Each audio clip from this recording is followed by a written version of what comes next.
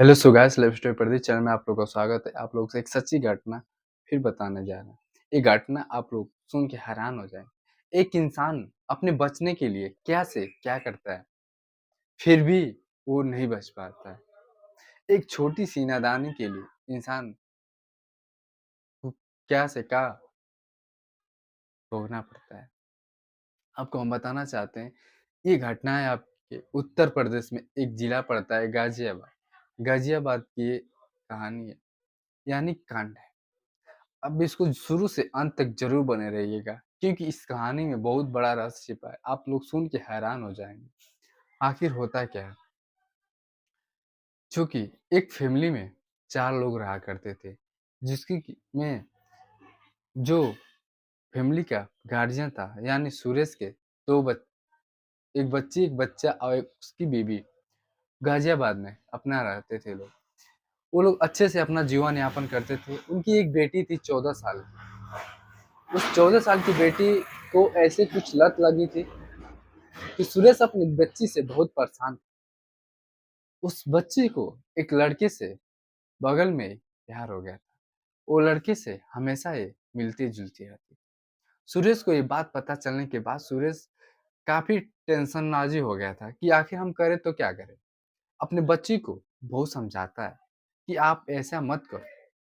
उसकी बच्ची मानती नहीं है और फिर वो गलत रास्ते पे जाया करती है। सुरेश कई दबे, कई बेर उन लोगों को मिलते हुए देख लिया था। तब भी एक बार उस सब वो बहुत बेरहमी से लड़के को और लड़के अपनी बेटी को बहुत मारा भी था।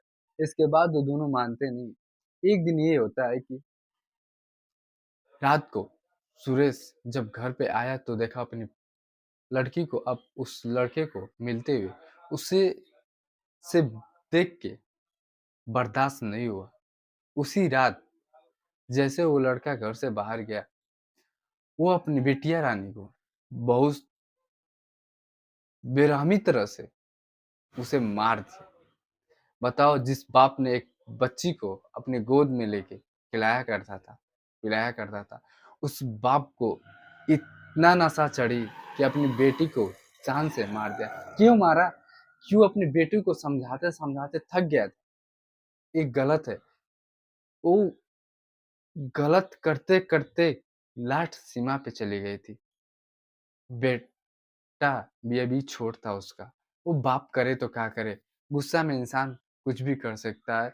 इंसानियत के नाम पे वो अपनी इज्जत बचाने के लिए क्या करता, फिर वो अपनी बच्ची को मार ही देता है। मारने के बाद वो पुलिस वालों के सामने सरेंडर कर देता है कि मैं अपनी पत्नी को ये बात बताई थी, बट मेरी पत्नी भी समझाई थी, हम लोग करे तो क्या करें, इस वजह से हमने अपने बच्ची को खुद मारा है। मेरे पत्नी और मेरे बेटा का कोई इसमें सहयोग नहीं है, न इन लोगों को पता था कि हम मारने वाले हैं। इसलिए अपनी बेटी को हम बहुत बेरहमी तरह से मारे। पुलिस इस बात को सुनते ही पार्टी को पोस्टमार्टम कराई और उस सुरेश को गिरफ्तार करके जेल में चले गए सुरेश। इसके बाद होता क्या है कि सुरेश जब कुछ दिन जेल में काटे तो उन्हें अच्छा नहीं लगता था। चार दीवारी के अंदर जब इंसान घुटता है रहता है तो उसे एहसास होता है कि जो हम कहाँ से कहाँ ऐसा बड़ा जुल्म करके ऐसे दलदल में आके फंस गए। सुरेश कहता है कि किसी तरह हमें यहाँ से निकाला जाए तो बेटर होता है। एक दिन ये होता है कि कुछ टाइम ऐसे ही बीते, ये 2018 घटना थी, 2021 में लॉकडाउन लगा था। तो सुरेश जब उसकी बेबी मिलने पहुंची तो सुरेश कहा कि जैसे भी हो वैसे करके हमें तुम यहाँ से बाहर निकालो, नहीं तो यहाँ मैं घुट के मर जाऊंगा, क्योंकि लॉकडाउन आ गया है। यहाँ किसी से कोई मिलने नहीं देंगे लोग, बहुत दिक्कतें होगी। सुरेश को उसकी पत्नी किसी तरह सब कुछ व्यवस्था करके अब सुरेश को जेल से बेल का करवा के बाहर निकलवाती है। सूरज जाता है, फिर अच्छे तरह से गाँव-पुर में रहने लगता है वहाँ पे और सब जानता है कि अब सूरज सही हो गया है, गलती कर दिया था, अब ऐसा गलती नहीं कर सकता। सुरेश के दिल और दिमाग में कुछ प्लानिंग चल रहा था और सुरेश फर्स्ट टाइम का इंतज़ार कर रहा था, क्योंकि सुरेश को फिर रिटर्न जाना था, क्योंकि उसकी बीवी उसे बेल पे छुड़वा के गए। नतीजा ये निकलता है कि जब सुरेश एक दिन घर बैठा रहता है, उसके मन में कुछ ख़्याल आता है। वो उसके गाज़ियाबाद कुछ ही दूर पे एक जो मज़दूर लोग काम करने के लिए जाते हैं, वहाँ पे वो जाता है और ऐसा व्यक्ति वहाँ से चुनता है, क्यों वो व्यक्ति सेम बहू हमारे तरह हो, मतलब सुरेश की तरह हो, पहनावा-ओढ़ावा और सब कुछ उसी तरह वेशभूषा और मतलब उसका पूरा हुलिया उसी की जैसे हो। सुरेश एक व्यक्ति को चुन लेता है, जो कि वो छत का काम किया करता था, यानी राजगीर, मिस्त्री का। उस व्यक्ति को वहाँ से लेकर अपने घर आता है, कहता है कि मेरा छत बीच में टूट-फूट गया है, थोड़ा उसे आप रिपेयरिंग कर दीजिए अच्छी तरीके से। वो इंसान इसके घर आता है। उस मज़दूर इंसान से बहुत अच्छे तरह से इन लोगों ने बातचीत बीवी और सुरेश करते हैं और उसको बहुत प्यार दुलार सब कुछ देते हैं। वो भी मज़दूर सोचने में मजबूर हो जाता है, आखिर इतना प्यार दुलार हमें क्यों मिल रहा है? वो लोग कहते हैं कि कुछ नहीं हम लोग बस ऐसे ही जो भी हमारे यहाँ आता है उसको हम लोग ऐसे ही प्यार दुलार देते रहते हैं। इसके बाद मज़दूर को शाम हुआ, तो शाम हुआ जब मज़दूर जा रहा था तो ये लोग बोले कि आप क्यों जाओगे? आप हमारे यहाँ रुक जाओ आज। आप मेरे मेहमान हो, हमारा सब कुछ किए हो।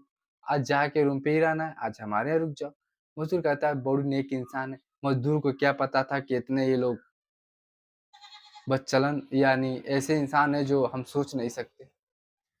मज़दूर को वो लोग वहाँ रोक लेते हैं। रोकने के बाद मज़दूर को सुरेश क्या करता है कि अपना कपड़ा मज़दूर को देता है। कहता है आप इस कपड़े को पहन लो। फिर अपना जूता भी देता है, अपना घड़ी भी देता है। सब कुछ उस मज़दूर को पहना देता है और कहता है आप खाना खा लो, खाना खा के रुकना हो तो रुकना नहीं तो फिर यहाँ से चले जाना।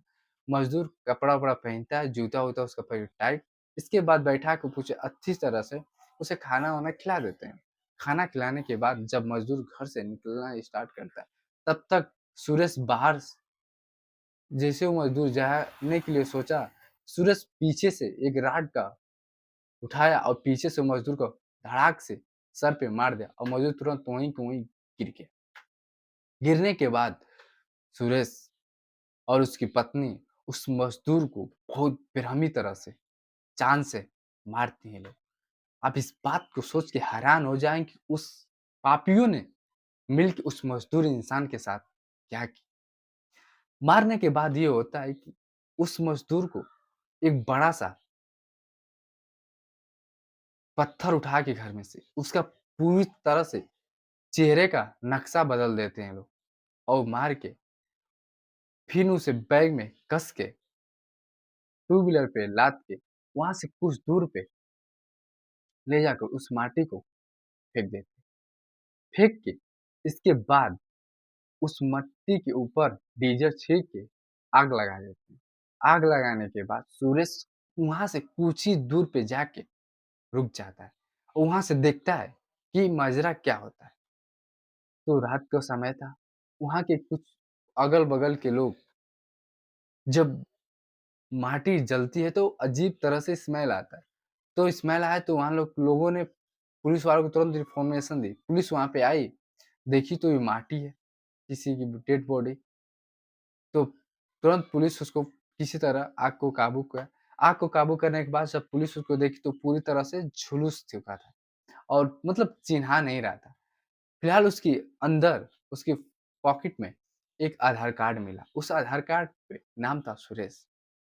उस आधार कार्ड के मार्फत से उस एड्रेस पे पुलिस गई, तो उसकी बीवी घर पे सुरेश की थी और पुलिस उसको लेकर आई, तो उसकी बीवी आकर पूरे हूबहू जैसे पति के लिए रोया जाता है, बिलखिया जाता है, वैसा उस मज़दूर के लिए रोना स्टार्ट कर देखिए आप लोग, उस पत्नी के अंदर कितनी हैवानियत कि अपने पति को बचाने के चक्कर में किसी और मज़दूर का जान लेकर उसे पत्नी बना दी,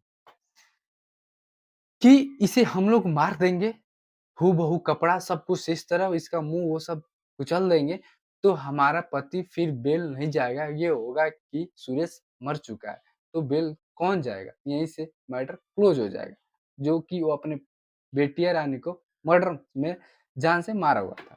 इस वजह बचने के लिए अब उस मज़दूर को उसने टारगेट बना लिया। इसके बाद पुलिस उस माटी को पोस्टमार्टम करती है, पोस्टमार्टम करके फिर इसको सूरज की बेबी को दे देती है। सूरज की बेबी जैसे ही सब कुछ एक इंसान पति मरता है, जैसे पूरा काम-काज किया जाता है, सिर्फ़ वैसे ही उसी ड्रेस में, वैसे सब कुछ सिंदूर ने सब धो-धा के वो औरत की। इसके बाद जब काम वो बीत गया तो उस अपना जो ज़मीन जायदाद था, तुरंत बेच दी। वहाँ का प्रॉपर्टी जितना था। इसके बाद वो प्लान बनाए वहाँ से सब कुछ समेट के निकलने के लिए। इसके शाम को करीबन 7 बजे सुरेश अपनी बीवी से मिलने के लिए फिर घर आता है। तब तक किसी की नज़र सुरेश पे पड़ जाती है। तो वो इंसान सोच के हैरान हो जाता है कि आखिर ये बंदा 15 दिन पहले मर चुका है। ये बंदा कैसे ज़िंदा है? तो उस बंदे को डाउट होता है और वो पुलिस को इन्फॉर्मेशन देता है कि सर वो सुरेश आया था फिर कब गया ये नहीं मालूम वो अगले दिन ज़रूर आएगा। जैसे सुरेश अगले दिन आता है घर पे, तुरंत पुलिस को फ़ोन करता है। वो इस जो बगल का आदमी था कि सुरेश घर पे आ चुका है। पुलिस तुरंत छापा उसके घर मारी, तो पता चला सुरेश ज़िंदा है। अब सुरेश को पुलिस दबोच के लेके स्टेशन चली गई। पुलिस स्टेशन ले जाने के बाद सुरेश से पूछना स्टार्ट कर दिया। तो फिर कुछ पुलिस वालों ने उसके घर आए। पूछा कि तुम्हारा पति ज़िंदा है? तुम क्यों नखरा बनाए कि मर गया? वो इंसान था तो कौन था? वो बोली ऐसा कोई हो ही नहीं सकता। तो उसके पत्नी को सूरज की पत्नी को स्टेशन ले जाए और जब दोनों को मारा गया, बहुत बेरहमी तरह से पुलिस ने टॉर्चर किया, तो दोनों लोगों ने अपने आप को कबूल किया कि हाँ, हम लोगों ने उस मज़दूर का मर्डर किया। क्योंकि सुरेश अपने बिटिया का मर्डर किया था, बट उस इल्ज़ाम से, उस केस से बारबारा बचने के लिए ऐसा षड्यंत्र रचा कि उसे हम लोग मार के खत्म कर देंगे और हमारे जगह उसको हम लोग साबित करके हम लोग उससे बच के यहाँ सब कुछ बेच-बाच के निकल जाएँगे। पुलिस ये बात जब सुनते हैरान हो जाती है कि आखिर इस लोगों के अंदर कितना हैवानियत है कि अपने बचने के चक्कर में इन लोगों ने किसी का भी जान ले सकते हैं। जो मज़दूर इंसान था, उसका पता लगाया गया। वो बिहार का रहने वाला था, जो कि जो रहने वाला था, वो गया जिला का था। बिहार में गया से पड़ता है। वो गया जिला का था वो इंसान, जो कि वहाँ मज़दूरी करने आया था। पुलिस उस दोनों पत्नी और पति सुरेश को दोनों को गिरफ्तार कर उन लोगों को जेल के सलाखों के पीछे भेज देती। भगवान करे ऐसे लोगों को ज़मानत ना मिले, क्योंकि जो लोग ऐसा कर सकते हैं हम खुद कहते हैं, आप भी खुद कहेंगे कि किसी मज़दूर इंसान का जान मार के हम लोग क्या कर सकते हैं? किसी का घर उजाड़ते हैं इंसान, तो फिर फिलहाल अपने बारे में सोचना चाहिए। अगर हम उसका घर उजाड़ रहे हैं, तो वो भी तो किसी घर का इंसान है। जैसे हम हैं, वैसे वो भी है। ऐसा हम क्यों करें? ऐसे में पुलिस उन लोगों को दंड बहुत कठोर से कठोर सज़ा दे, तो ही सही है। पुलिस उन लोगों को बहुत अच्छी तरह से पीटा और जेल की सलाखों के पीछे भेज दिया। इसी वक़्त हम अपने वाणी को विराम देंगे। ये हमारा बताना आप लोग से कर्तव्य था, क्योंकि ये पूरे भारत में बहुत सारे ऐसे घटनाएँ हैं, आप लोग सोच के हैरान हो जाएँगे। ऐसे घटना को सुनने के लिए आप लोग हमसे हमेशा बने रहिए। फिर अगले एपिसोड में एक सच्ची घटना के साथ फिर मैं मिल रहा हूँ। इस वक़्त अपनी वाणी को विराम देते हुए जय हिंद, जय भारत।